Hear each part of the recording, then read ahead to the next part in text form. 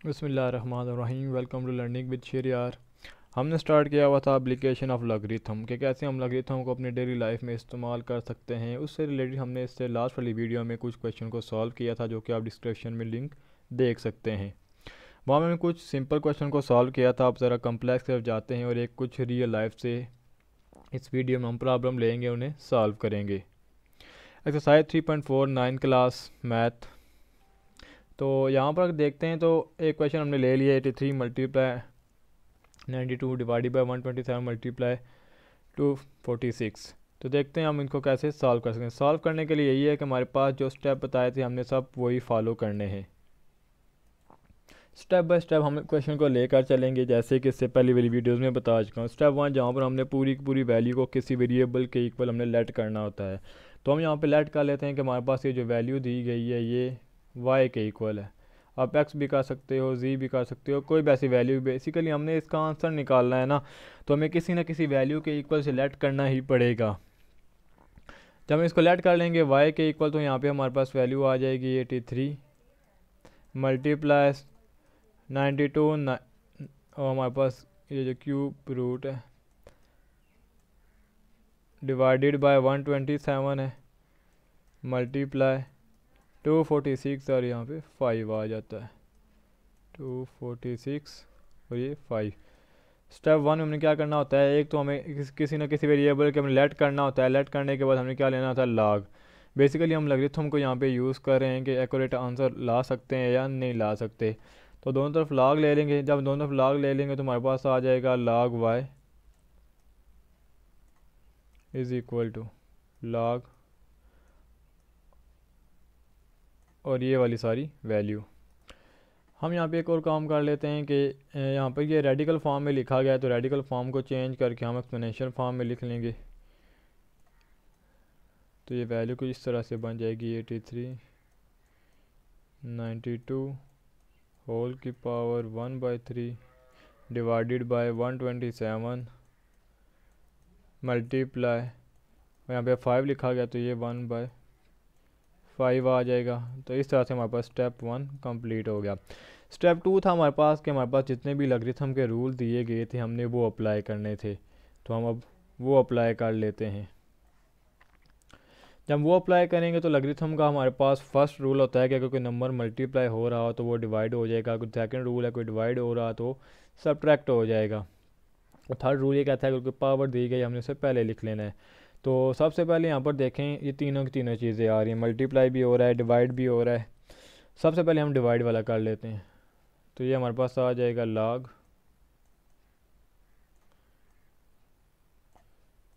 83 multiply 92 की power 1/3। अब दोनों डिवाइड हो रहे थे, माइनस log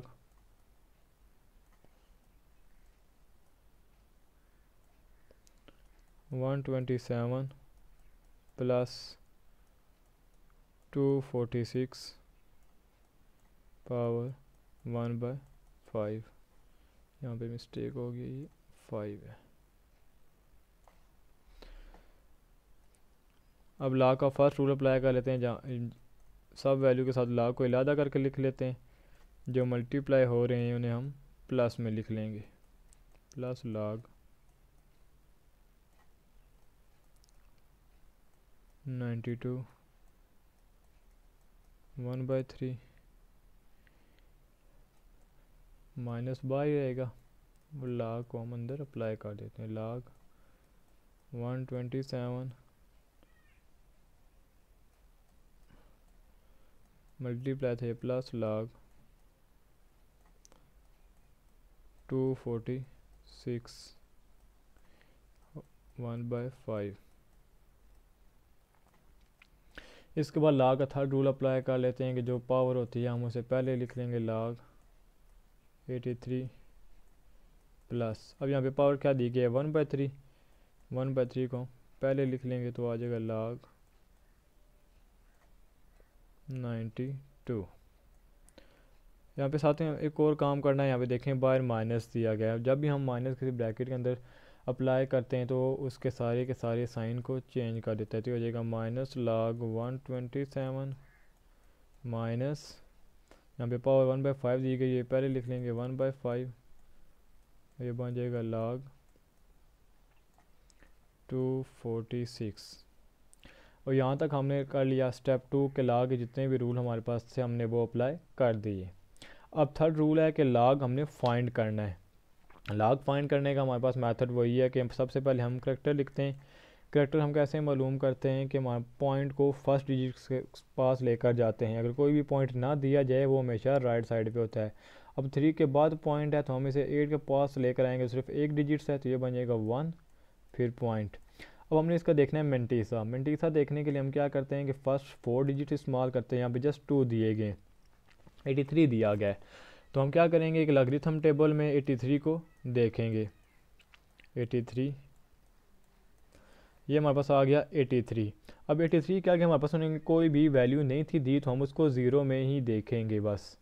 91 91, तो इस तरीके से हमारे पास ये आ जाएगा 91 91 क्लोज।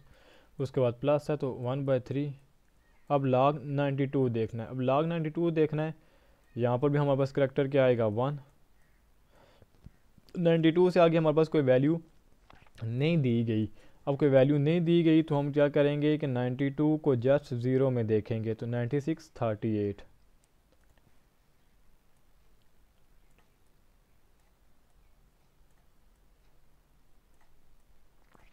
माइनस है तो माइनस। अब यहाँ पर करैक्टर क्या आएगा, यहाँ पे करैक्टर हमारे पास आएगा 127 दिया गया है और कोई पॉइंट नहीं दिया गया, यानी कि हम पॉइंट यहाँ पर है और इसको यहाँ तक ले आएंगे तो यहाँ पे 2 डिजिट्स आ रहे हैं तो करैक्टर बनेगा 2 पॉइंट्स।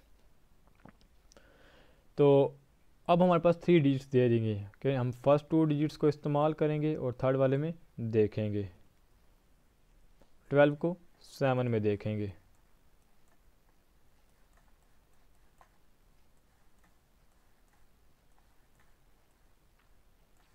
ये 12 आ गया और ये हमारे पास 7 आ गया, 1038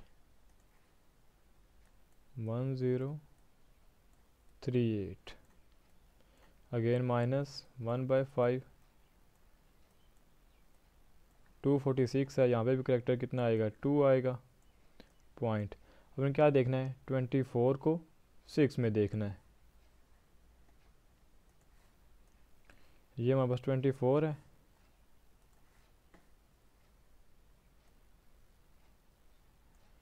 और 0 1 2 3 4 5 6 और ये हमारे पास 3909।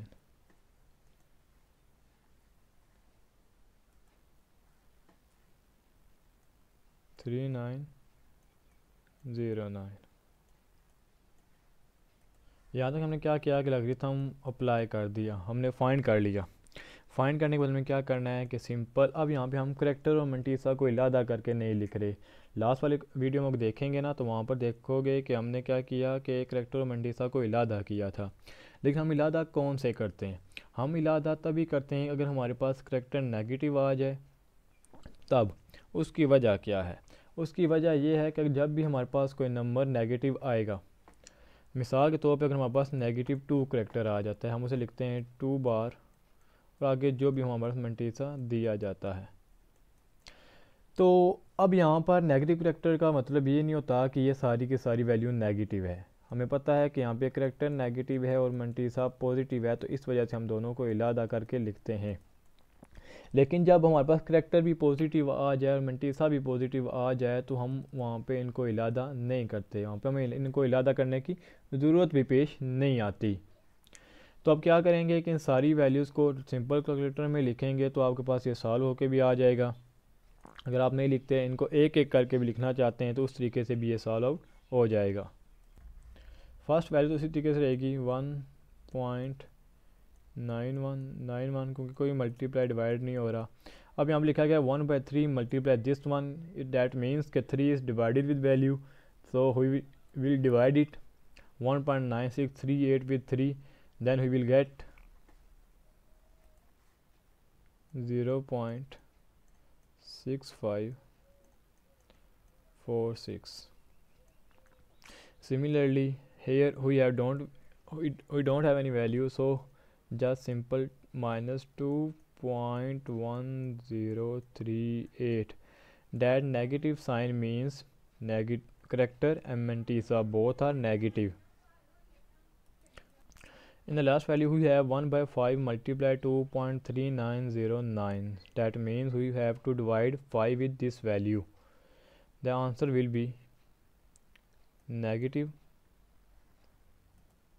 this one 0.4781 47818.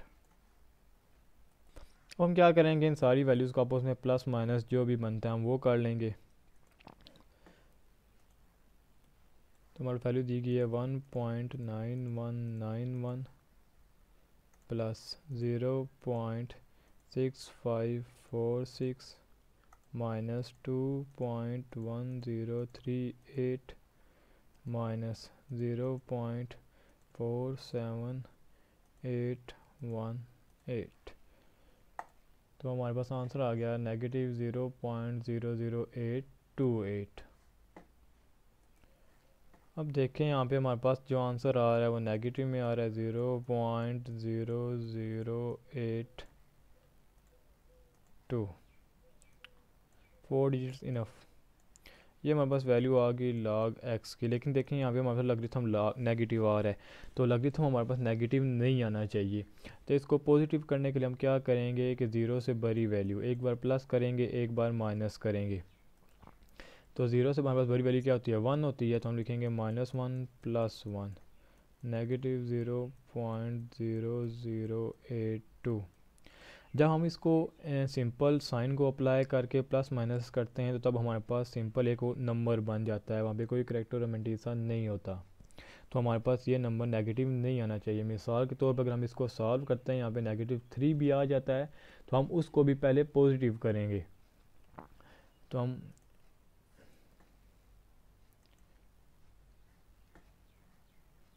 वैल्यू दी गई है 1 माइनस 0.0082, तो ये आ जाएगा 9918 माइनस 1 प्लस 0.9918। तो ये जो -1 दिया गया है हम इसको करैक्टर बना देंगे तो ये बन जाएगा 9918। और यहाँ तक हमारे पास log x की वैल्यू आ गई है। लेकिन हमें तो x की वैल्यू मालूम करनी है। जब भी हमने x की वैल्यू मालूम करनी है उसके लिए क्या करेंगे, log को कौन सी चीज़ ख़त्म कर सकती है, एंटी log। तो दोनों तरफ एंटी लॉगरिथम ले लेंगे तो हमारे पास आ जाएगा x is equal to anti log 1.9918। अब जो -1 दिया गया है यहाँ पे वो करैक्टर है हमारे पास, और जो हमारे पास पॉइंट के बाद नंबर दिया गया है हम उसको इस्तेमाल करते हुए एंटी लॉगरिथम में इसका रेफरेंस पॉइंट देखेंगे कि ऐसा कौन सा नंबर बनता है। तो एंटी लॉगरिथम जैसे हमने लॉगरिथम में देखा था सेम इसी तरीके से आप जब इसको एंटी लॉगरिथम में देखोगे तो हमारे पास आंसर आ जाएगा इसका 9811। तो अब यहाँ पे -1 दिया गया ना, तो -1 को देखते हुए हमने पॉइंट लगाना होता है। जब नेगेटिव दिया गया तो हम लेफ़्ट साइड पे पॉइंट लगाते हैं। तो यहाँ पे सिर्फ एक नंबर दिया गया ना, तो फर्स्ट डिजिट्स के बाद यहाँ पे हम क्या करेंगे पॉइंट लगा देंगे और इस तरीके से हमारे पास ये x का आंसर आ जाएगा। ये तो था हमारे पास। अगर कोई न्यूमेरिक वैल्यू दे दी जाती है तो हम उसमें से लॉगरिथम को कैसे फाइंड आउट करते हैं। अब जब कोई रियल लाइफ प्रॉब्लम लेते हैं और उसे सॉल्व करते हैं। तो यहाँ पर देखें जैसे यहाँ पे क्वेश्चन नंबर 2 दिया गया, gas is expanding according to law PVN is equal to C, find C when PVN and this one. Basically PV⁴ is equal to C is a Boyle law, जो कि आप केमिस्ट्री में पढ़ते हो, जिसके according हम प्रेशर और volume का प्रोडक्ट लेते हैं तो वो हमारे पास हमेशा एक कांस्टेंट आंसर ही देगा। अगर हम प्रेशर इंक्रीज़ करेंगे तो वॉल्यूम डिक्रीज़ होगा, अगर वॉल्यूम प्रेशर को हम डिक्रीज़ कर देंगे तो वॉल्यूम इंक्रीज़ होगा। ये इस तरीके से एक लॉ हमारे पास दिया गया है। अब हम उस लॉ को कैसे लॉगरिथम से सॉल्व कर सकते हैं कि इन्होंने हमारे पास ये लॉ दे दिया और कुछ वैल्यूज़ दे दी और पूछा है कि सी वो कांस्टेंट क्या आएगा। तो बेसिकली हम यहाँ पर इस चीज़ को ले लेंगे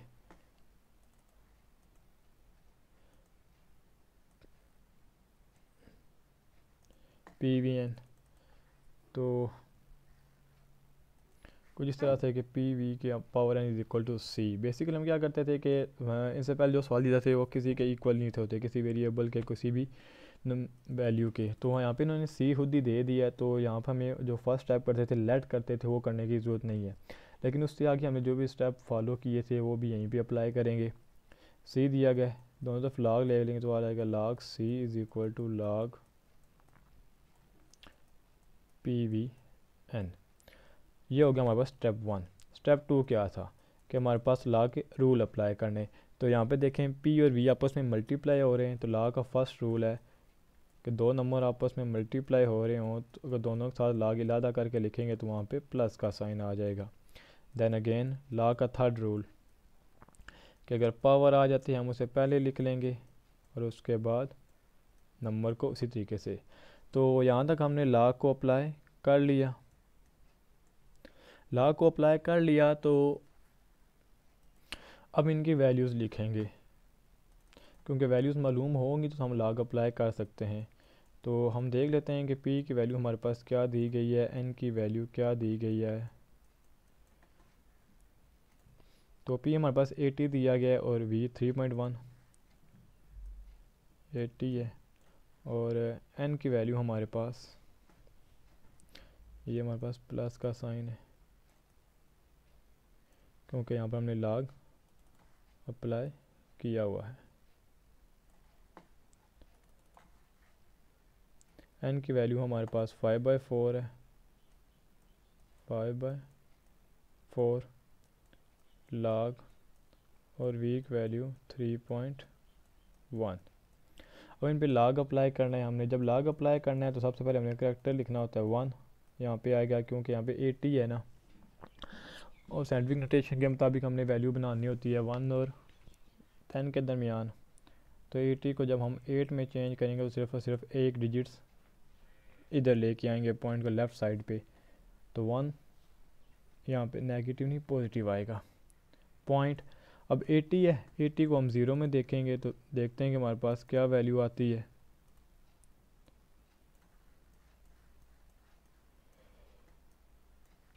एटी को ज़ीरो में 9031, तो यहाँ पे हमारे पास वैल्यू बन गई 9031 प्लस 5/4 यहाँ पे दिया गया है। अब log 31 की वैल्यू देखनी है हमने, 3.1 है, तो वहाँ पे पहले वैल्यू 1 और 10 के दरमियान बनी हुई है, तो यहाँ पे हमारे पास करैक्टर 0 आ जाएगा। तो हम 31 को अब ज़ीरो में देखेंगे। आप ज़रूरी नहीं लॉगरिथम टेबल यूज़ करें, आप इसकी जगह कैलकुलेटर भी इस्तेमाल कर सकते हैं। 31 को ज़ीरो में देखेंगे तो 4914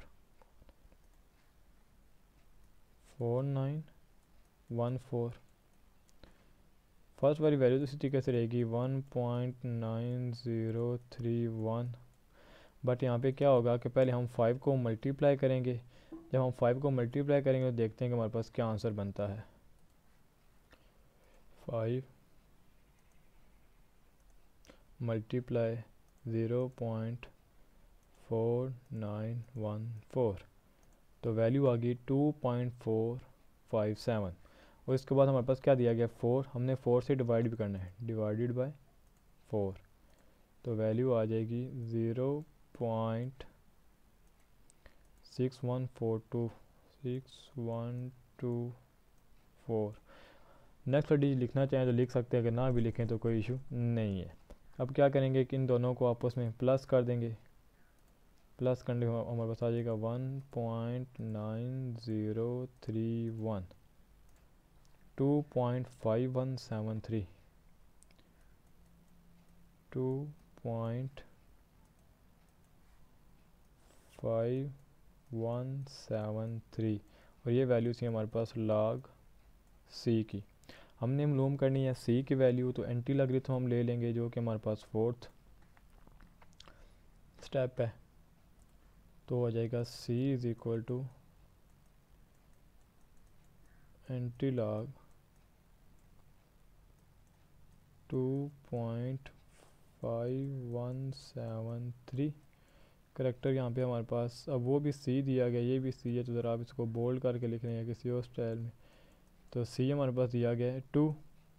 तो हमने किसकी वैल्यू मालूम करनी है, 0.5173। हम क्या करेंगे कि 51 को 7 में देखेंगे और 3 में डिफरेंस देखेंगे। एंटी लग्रेशन टेबल हम ओपन कर लेंगे। तो हमने क्या देखना है, 51 को 7 में देखना है। तो यहाँ पे हमारे पास ये 51 है और 7 देखने के लिए हमारे पास ये वैल्यू 3289। हमने 3 में डिफरेंस देखना है, तो ये 3 में 2 डिफरेंस आ रहा है। जो भी डिफरेंस आते हैं हम उसको ऐड कर देते हैं, तो हमारे पास बन जाएगा 3291। ये तो आ गया हमारे पास रेफरेंस पॉइंट। अब हमने करेक्टर को देखते हुए पॉइंट लगाना है। अब यहाँ पे ये पॉजिटिव दिया गया है तो हम उसको राइट साइड पे लगाएंगे। जब राइट साइड पे लगाना है तो फर्स्ट डिजिट हम काउंट नहीं करते, उससे नेक्स्ट वाला करते हैं 1 2 और यहाँ पे आ जाएगा हमारे पास पॉइंट। तो ये सी की हमारे पास वैल्यू आ जाती है। इसके अलावा हमारे पास और भी बहुत सारे क्वेश्चन दिए गए हैं, जैसा कि the formula P is equal to 95 to power minus q by 10 applies to the demand of product where q is the number of units and P is the price of 1 unit. How many units will be demanded if the price is 18? उसके बाद हमारे पास a is equal to pi r square area दिया गया है, v is equal to 1/3 pi r square h, ये हमारे पास volume दिया गया है कौन का। यानी कि हमारे पास इस तरह से कोई भी इक्वेशन आ जाती है और हमारे पास वैल्यू दे दी जाती हैं, तो हम उनको बआसानी लॉगरिथम यूज़ करते हुए वैल्यूज़ फाइंड आउट कर सकते हैं। उम्मीद करता हूँ आपको ये सारी चीज़ें समझ आ गई होंगी। अगर इसके बाद ही अगर आपकी कोई क्यूरी है तो आप वो कमेंट में बता सकते हैं। Thank you.